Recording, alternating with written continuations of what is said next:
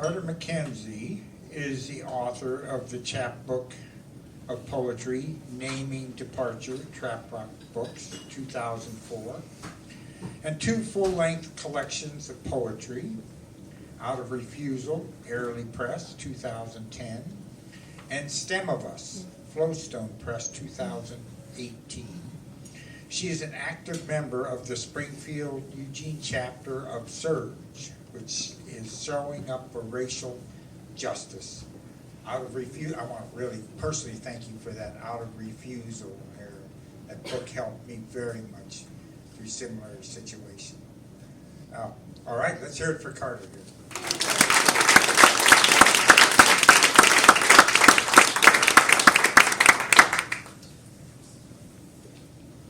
Thank you, Scott. I'm really appreciative that to know when a book makes a difference like that. So thank you. And thank you for the anthology, Tsunami Press. It's a beautiful anthology and very distinctive. I think because the care that is put into it in terms of community. What I decided to do tonight is read from new poems that are part of a manuscript that I've just finished. It's a chapbook, and the focus is a focus I've had for about 6 years on the witch hunts in Europe, specifically as they occurred in Scotland under the Scottish Witchcraft Act of 1563 to 1736. I think that's a precedent of history that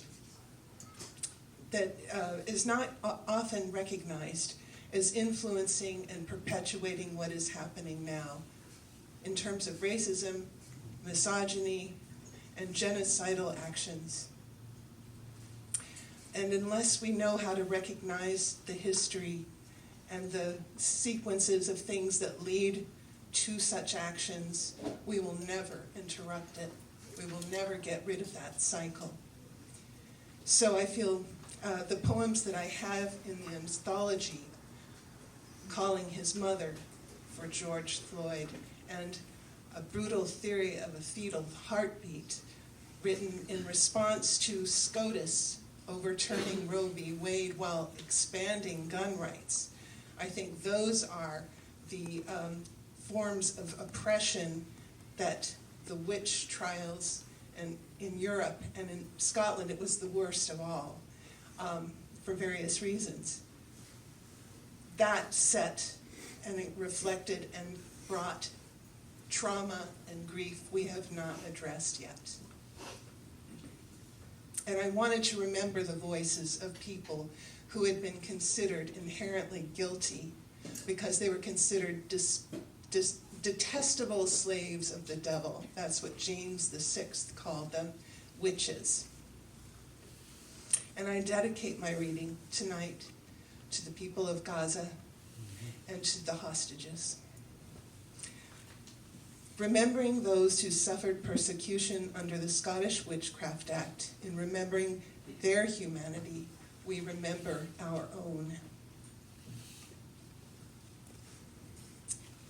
Gillis Duncan plays music for the king, after the only known illustration of Gillis Duncan by F. Armitage. This Gillis Duncan took in hand to help all such as were troubled or grieved with any kind of sickness or infirmity, and in short space did perform many matters most miraculous, made her master and others to be in great admiration and wondered thereat. News from Scotland, 1591. She was also the first recorded British named player of the mouth harp. This picture demonstrates a king of Scotland who knows of many witches, his knees clad in white, crossed, as he leans back in his elegant chair, tilting his head, fascinated, taking it all in. The twang and breath from a witch's mouth, this moment historic. He in the work of witch-catching, including this command, to play the tunes she shared with the devil, holding her instrument with crushed fingers immaterial to the king. Imagine her broken bones, the cave of her mouth, her dry mouth, producing music because she must, resonant or not, young as she must have been, yet aged in the picture, because all hags are witches, and all witches are hags, and hags are old women, are all women. The science of it, all in the knowledge of demons and sin cherished by this king. What she had delighted in now turned and turned against her like the rope and pillywigs. What they did to her just beyond her childhood. Galis Duncan, once known for her healing ways, and I imagine her love of starlight.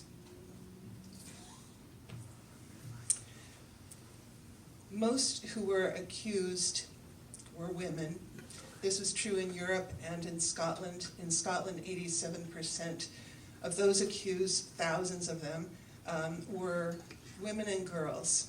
And it's estimated that 2/3 were found guilty, and it was capital punishment, so they were given the death sentence most of the time, to be burned at the stake.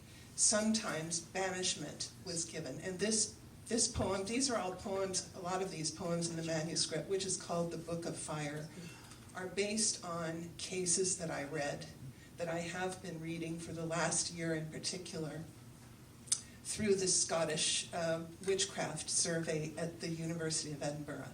So these are cases that happened, and I have written a lot of persona poems in response. The banishment of Bessie Aiken. Because I was suffering, they said they would let me go. They said they would let me go away forever. I could keep my bairn if she lives because she lives, and I could go because I was suffering. They heard my petition. I did submit, and I did know what would happen to the other women.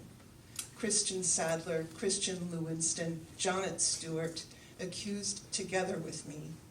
How distant is the forest where we met, unearthing knowledge we taught each other, we shared for healing.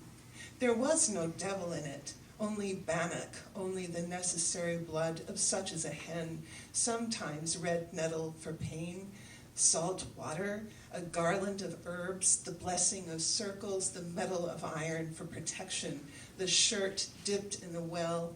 This is what I learned, this is what I knew. How distant that village. What will become of my child, born in hell, among the rats?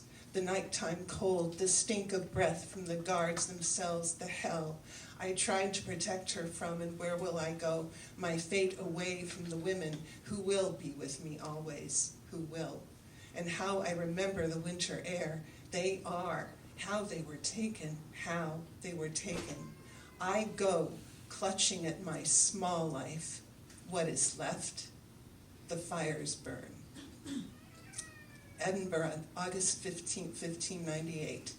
She wasn't executed because she petitioned on this day, asking for her death sentence to be changed to banishment. She had delivered her baby in prison and was suffering.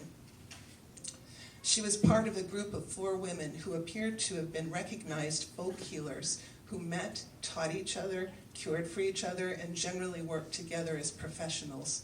There is no mention of the devil.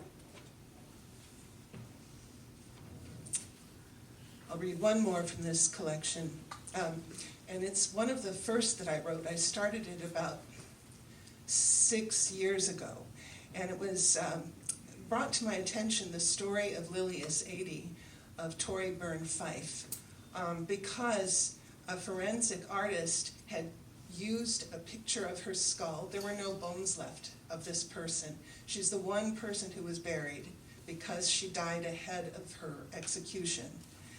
And all her bones, which were buried with great care that she wouldn't come out to haunt her village, they were all taken. But this forensic artist used the photograph of her skull that was taken before the skull was stolen and created her face. So this drew a lot of attention to her story, bringing her this face of an ordinary woman older woman to us, someone we would sit across the table with and have tea with. The Revenant, in remembrance of Lilias 80, who died in Toryburn, Fife, 1704. Given she was alone when she died, given her prison cell, the sentence for her crime, burn. Given the prospect of her ashes, given the exhaustion from torment, she died ahead of time. Given her burial ground, coastal mud save for suicides, given the weight of a door of stone, to clamp her body down, given its iron ring, given her body unmourned, to the mud and the waves. Given the people's fear, they believed more than anything. She might rise, she might find them. Given the grave cracked open, given her stolen witches' bones, given the lasting curiosity, given the hollows of her witch's skull, given the places for her eyes, given the places for her witch's teeth, given the photographs taken before, her skull disappeared from a university exhibit.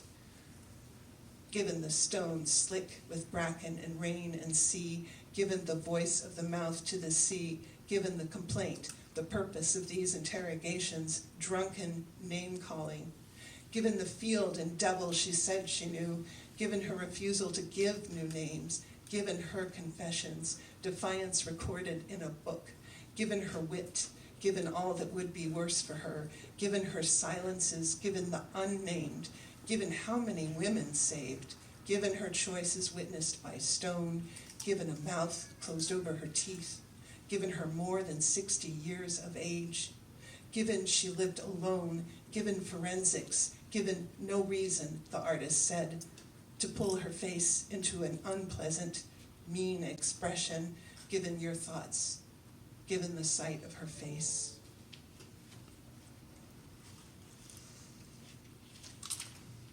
I'll close with this poem, which was written started last fall. And it was inspired by Tess Gallagher's book of poetry, which I've loved a long time, Willingly. And there are 3 lines from that book included in the poem. They are all colors in one. It would still be us, right? Light falling into me. What brings me here? Taking the ferry to the snows, blue-green, and to the black stones of Kalaylock, and rain-soaked wood, the lift of currents, felled trees, the tide's dark heft, gone walking along the sea, how many years by now, how long the walk, learning the tasks of God. They are all colors in one. It feels like no time since he is gone. My brother's blue shirt, the color of the sea I have not seen in years. I know exactly where it is, folded away, greenness beyond a stone window. Not there, I am here, still seeing the road disappear. The small red car, distant on a gold hill, threading its way to wherever it goes. What I live with. I remember the child, a boy, sitting beneath a tree, holding the injured swan, harmed by cruelty, a mindless chase. The boy cradling the swan next to the affluent lake, mirroring mountains. My first memory of justice being done. It would still be us, right? How shadows and light inform each other. If only I could have a glimpse, a name, light falling into me. Silver water spilling down green banks on either side of the road to the snows. We were close once. What I cannot ever stop, his fate, shaking with cold above the timberline. Here is no dead stone in the memory of green. They all sing. Thank you.